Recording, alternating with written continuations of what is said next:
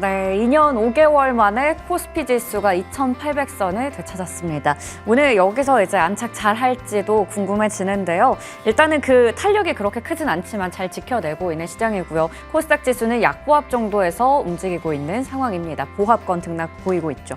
오늘 종목에 대한 움직임들 이분과 이야기 나눠볼게요. 박건희 KB증권 프라임클럽 스쿼드 차장님 나오셨습니다.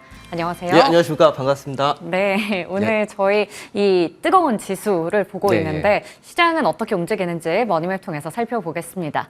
오늘 뭐 그렇게 강하게 오르는 종목들을 찾는다면 SK이노베이션이 15% 급등하고 있다는 게 한눈에 딱 들어오고요. 리가켐바이오도 11% 정도 급등하고 있습니다. 파마 리서치도 함께 움직이고 있고요. 반면에 이제 반도체 쪽에서는 삼성전자, SK하이닉스가 상승불 켜고 있지만 그렇게 강한 상황은 아닙니다. 이 디스플레이 쪽에서 LG 디스플레이, LX 세미콘 오늘 오름세 나타내고 있고요.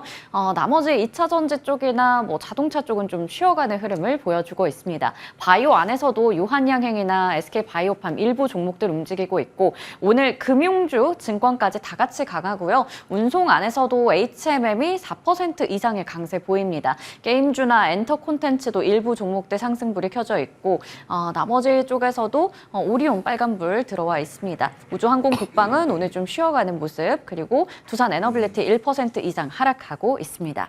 자, 그러면 오늘 준비하신 종목들 하나씩 좀 체크해 볼 텐데요. 먼저 미코입니다. 어제 장에서 이 종목이 52주 신고가를 기록을 했어요. 반도체와 수소라는 더블 모멘텀을 좀 가지고 있는 종목인데 하나씩 체크해 볼게요. 첫 번째 투자 포인트 어떤 걸까요? HBM이겠죠? HBM. 네, 맞습니다. 네.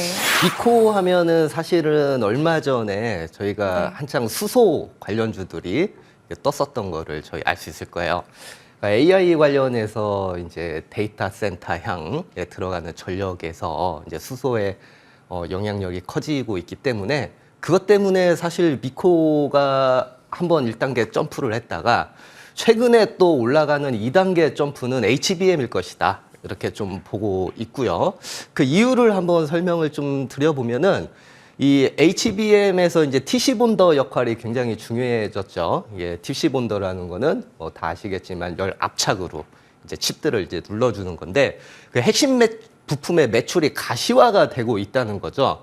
사실은 미코라는 기업이 전공정 쪽에서 세라믹 소재를 이용한 뭐 식각이라든지 증착 부분에서 강세를 나타냈었는데 사실은 이런 세라믹 소재를 이용해서 그 모 장비 회사에 하부 전극에 대한 TC 본더 그 부품을 소재를 이렇게 좀 납품을 하고 있었어요.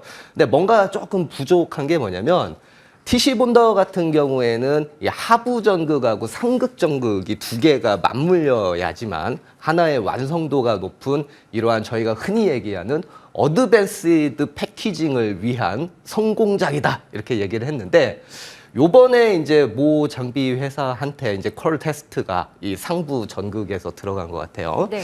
요게 이제 제가 재미있으라고 저희 시청자분들 공정 개념도를 가지고 왔는데 그 밑에 이제 녹색 부분에 이제 웨이퍼 부분 쪽에서 공급을 하는 하부 전극은 이 회사가 현재 양산 중에 있는데 위에 이제 BH라고 하는 쪽에 있는 그 칩을 들어 올리는 이러한 세라믹 소재를 이번에 콜 테스트로 이렇게 들어갈 걸로 되고 가시화가 된다면 실적 부분에서 굉장히 큰 모멘텀이 이제 될 걸로 이렇게 좀 보이고 있고요.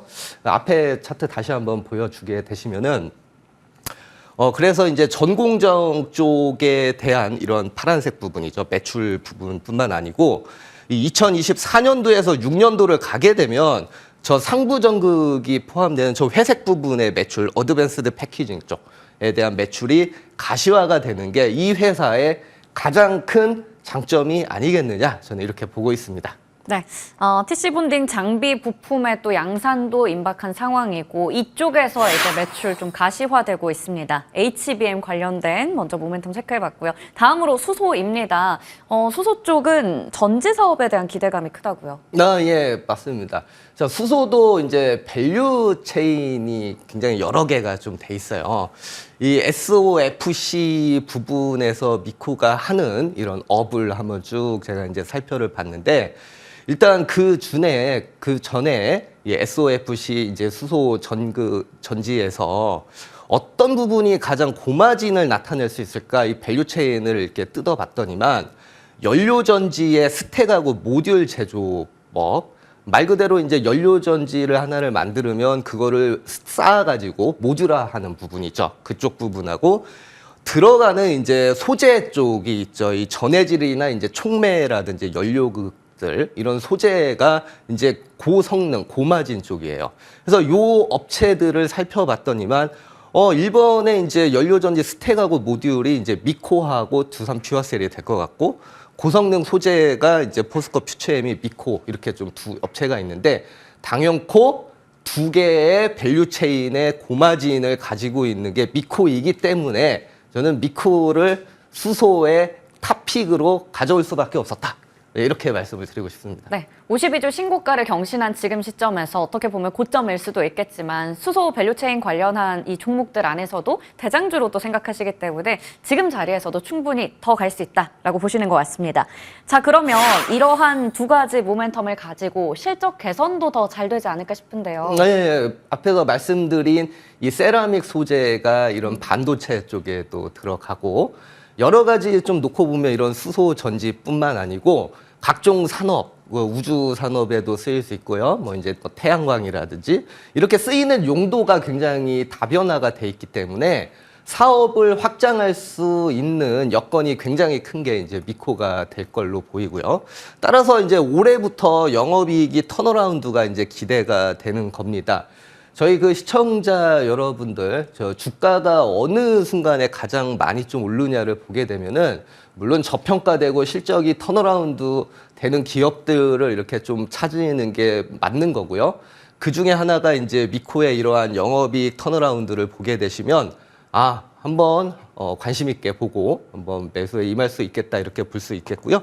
보게 되시면 2023년도만 해도 영업이익률이 마이너스 한 29%대까지 갔었어요. 그래서 그랬다가 올해에 드디어 흑자전에서 플러스 7.8%의 영업이익을 나타낼 걸로 이렇게 보이고 그 흐름이 계속 이어져서 2025년도 6년도까지 계속해서 실적이 우상향하는 모습이 보인다 이렇게 말씀드리고 싶습니다. 네, 실적 우상향에 대한 기대감을 안고 있습니다. 어제 기록한 고점이 19,860원이거든요. 오늘은 1% 가까이 약간 쉬어가요. 어느 정도까지 목표 주가 보세요? 23,000원 목표가 제시를 해드리도록 네. 하겠습니다. 네, 좋습니다. 목표 주가는 23,000원, 손절가 16,500원으로 얘기해 주셨습니다. 미코 확인해 봤고요. 다음 종목으로 넘어가 볼게요. HL 만도입니다. 오늘 뭐 자동차 쪽 부품과 현대기아차 좀 쉬어가지만 그래도 HL 만도는 올라가고 있습니다. 전장시대 수혜주 첫 번째 투자 포인트 열어보도록 할게요. 성장성에 대한 부분이 최근에 많이 부각되고 있다고요? 네, 이 저희 자동차 부품 회사들의 최근의 트렌드를 이렇게 네. 한번 살펴보면은 HL 만도가 왜 성장성이 있냐? 저희가 이제 2022년도에 자동차 부품주들이 해외에서 수주를 많이 받았습니다.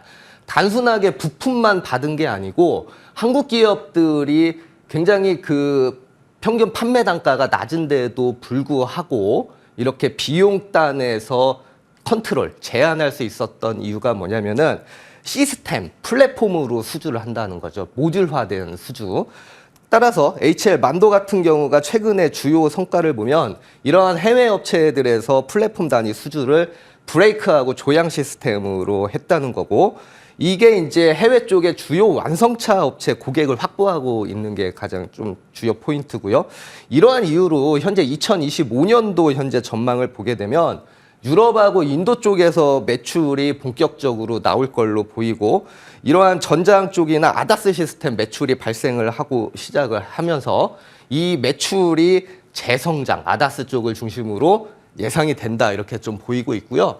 이 지역별 매출 추이를 이렇게 딱 놓고 보더라도 굉장히 고무적인 게 뭐 한국 부분에서 제일 많기는 하지만 저 한국에 대한 현대차에 대한 비중이 계속해서 줄어들고 있는 가운데 해외 업체인 인도, 북미, 중국 쪽에서 계속해서 이렇게 플랫폼 단위 수주한다는 게 외형 성장이나 아니면은 전장 쪽에 대한 수주가 많기 때문에 이익 성장에 대한 개선이 굉장히 고무적이다 이렇게 좀 말씀을 드리고 싶습니다. 네, 외형 성장과 이익 개선이 같이 나타나고 있는 상황이고요. 그리고 두 번째 투자 포인트를 본다면 이제 수주입니다. 고가의 부품들 또 수주를 소식이 전해지고 있잖아요. 예, 맞습니다.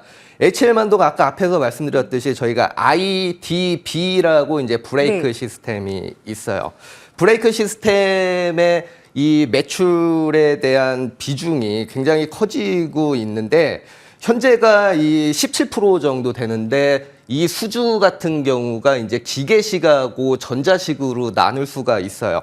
현재 전자식 같은 경우가 매출 비중에서 이 17%를 이제 차지를 하고 있는데 이 현대기아차가 이제 2027년도 되면은 이 전자식 브레이크를 현재 브레이크 내에서 17%인 전자식 비중을 40%까지 이렇게 늘릴 예정에 있다 이렇게 네. 말씀을 드리는데 이게 왜 중요하냐면은 기존의 기계식보다 평균 판매 단가가 70% 이상 좀 높다는 얘기를 해드리고 싶고요. 두 번째 이런 조약 매출 부분이 이제 댐핑 시스템이라고 해서 SDC라고 하는데 이것도 이제 기계식 매출보다 이제 ASP가 50% 이상 이렇게 좀 상승이 폭이 크고요. 따라서 이런 것 때문에 이 수익성이 한국과 미국에서 서서히 일어나고 있고요. 이 수익성이 이제 2027년도 이후에 적자를 탈피를 하고 드디어 수익성이 흑자로 좀 개선되는 이런 모습을 나타내는 게 만도다 이렇게 말씀을 드리고 싶습니다. 네, 만도가 예전에는 정말 저평가되어 있었던 주식이었는데 최근에 많이 올라가기도 했습니다. 그러면 지금 자리에서의 밸류는 어떻게 보세요? 그럼에도 불구하고 자동차주들, 부품주들이 워낙에 좀 눌려있는 상황이 네. 되고 있고요. 요거 같은 경우가 이제 저희가 주가의 저평가를 나타내는 PBR과 그 ROE를 네. 나타내는 건데 저희 그 시청자 여러분들 그 수익성이 HL 만도처럼 ROE가 이렇게 개선이 되고 있는 상황에서 PBR이라고 나타내는 저러한 저평가도가 1 이하에 있는 종목군들이 사실 요즘처럼 실적이 부각돼서 올라가는 시장에서는 굉장히 큰 모멘텀을 나타낼 수 있다는 거를 좀 아셔야 될 것 같고요. HL 만도 같은 경우는 2024년도에서 6년도 사이가 이익 개선 때문에 PBR이 1 이하인 0.7에서 0.6을 계속 유지를 하는데 수익성인 자기자본이익률 ROE가 계속해서 10% 이상 이렇게 고성장성을 유지한다는 게 굉장히 크게 고무적인 모습으로 보입니다. 네, ROE가 계속해서 10%대를 기록할 것으로 보이고 여전히 저평가라고 합니다. 그러면 목표 주가는요? 예, 그래서 제가 이제 만도는 목표 주가를 한 55,000원 정도 이렇게 좀 잡아왔습니다. 네, 좋습니다. 매수가는 45,000원, 목표 주가 55,000원, 손절가는 39,000원으로 HL 만도 확인해 봤습니다. 지금까지 박건희 차장님과 자세하게 이야기 풀어봤습니다. 감사합니다. 예, 고맙습니다.